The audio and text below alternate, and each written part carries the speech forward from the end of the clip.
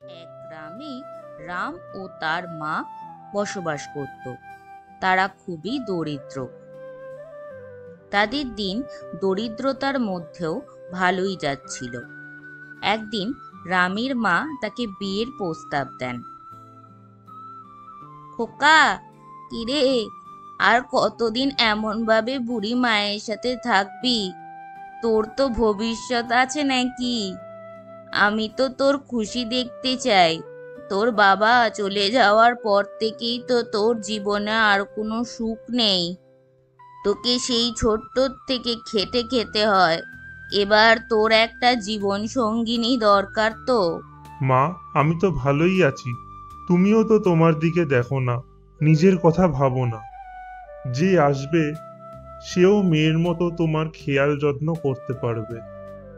আমি চাষের জমিতে চলে গেলে তুমিও বাড়িতে একা একা থাকো। বয়সও হচ্ছে, এমন সময় পাশে কেউ একজন থাকলে তোমারও ভালো লাগবে। একা হাতে কাজ করতে হয় সব। তুমি যেটা ভালো বুঝবে, তুমি যেটা চাও তাই হবে। আমি তোমার কোনো কথাই অমান্য করব না। ঠিক আছে, তাহলে তাই হবে। আমার কোনো আপত্তি নেই মা। হ্যাঁ রে খোকা, তুই ঠিকই করেছিস। সে বৌমা নয়, আমার মেয়েই হবে। দুই মা মেয়েতে মিলে সব সামলে নেব। ঠিক আছে, তাহলে নয় তরুণের বাবার সাথে কথা কইব। তারা যদি কোনো একটা ভালো মেয়ের সন্ধান দেয় তাহলে তো ভালোই হয়।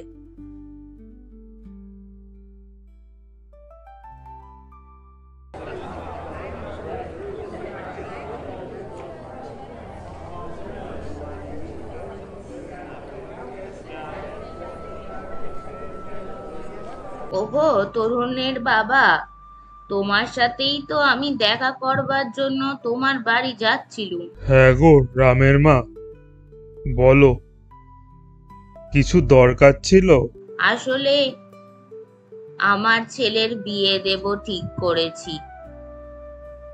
তাই আর কি, তোমার কাছে যদি কোনো ভালো মেয়ে সন্ধান থাকতো তাহলে নয় তুমি আমার রামের জন্য একটা ভালো মেয়ে দেখে দিতে বলো। বাহ, এ তো খুব ভালো কথা। তা কেমন বৌমা চান আপনি? তুমি ভালো সন্ধান দিতে পারবে। ওই তো তোমার কোন একটা বোনের মেয়ে অনেক দিন আগে এসেছিল না এখানে, তখন দেখেছিলুম। খুব সুশ্রী, পুরো লক্ষ্মীপতি মেয়ে। দেখো না বাবা, যদি ওকে আমার ঘরের লক্ষ্মী করে আমি নিয়ে যেতে পারি। হ্যাঁ, সে তো ভারী সুন্দরী, যেমন রূপে তেমনি তার গুণে। আচ্ছা ঠিক আছে, আপনি কিচ্ছু চিন্তা করবেন না। হ্যাঁ, ওই জন্যই তো তোমার কাছে এসেছি। আমি একা মানুষ, কার কার কাছে যাব। আমি শীঘ্রই তার পরিবারের সাথে যোগাযোগ করছি। ঠিক আছে, তাহলে আজ চলি। তুমি জানিও কিন্তু। আমি শীঘ্রই আপনাকে জানাচ্ছি। আমি অপেক্ষায় থাকবো। অনেক আশা আমার, বুঝেছো তো? দেখতে দেখতে 6 মাসের মধ্যে সবকিছু ঠিক হয়ে যায়। রাগিনী আর রামের 4 হাত এক হয়ে এক নতুন সম্পর্কের বন্ধনে আবদ্ধ হয়। রামের মা তাদের খুব শখ করে বিয়ে দেন।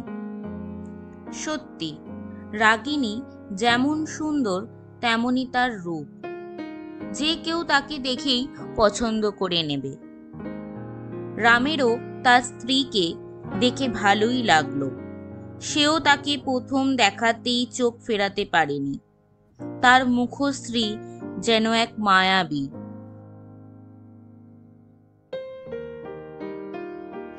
কি গো, মায়ের শরীরটা যে খারাপ, এই বোধহয় বিয়ের খাটাখাটনির জন্য হয়েছে এরকম। আচ্ছা শোনো, আমি বেরোচ্ছি, চাষের জমিতে যাচ্ছি। মাঝবেলায় আসবো কিন্তু, খেয়েও নেব আর মাকেও একটু দেখে যাব। যত নাটক হচ্ছে, শরীর নাকি খারাপ।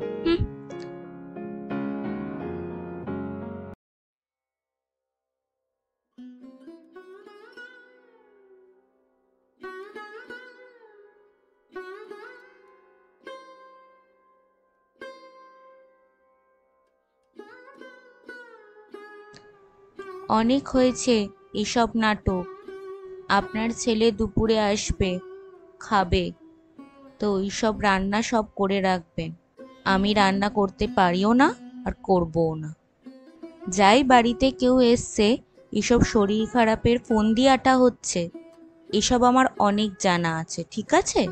বৌমা, আমার তো শরীরটা ঠিক নেই, বলো। আমি আজকে এইরকম ভাবে উঠে কি করেই বা রান্না বান্না সব করবো একা হাতে? আমি তোমায় দেখিয়ে দেব, তুমি করে নেবে? আমি ওইসব করতে পারবো না।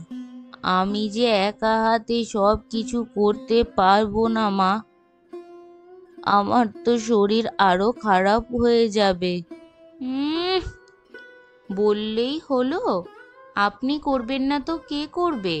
আপনার ছেলে কি কোনো চাকর রেখে গেছে যে তাকে দিয়ে করাবো? আর আমি ওই সব রান্নাঘরে গিয়ে উনুনের সামনে কিছু করতে পারবো না। ওই কালো ধোঁয়ায় আমার পুরো মুখ কালো হয়ে যেতে পারে, আর আমি ওই সব জানিও না রান্না করতে। এবার আপনিই ভেবে দেখুন, আপনার ছেলে দুপুরে খেটে খুটে এসে খেতে পাবে কি পাবে না, এটা এবার আপনারই হাতে। আমি কিন্তু সময়ে খাবার চাই, ব্যাস।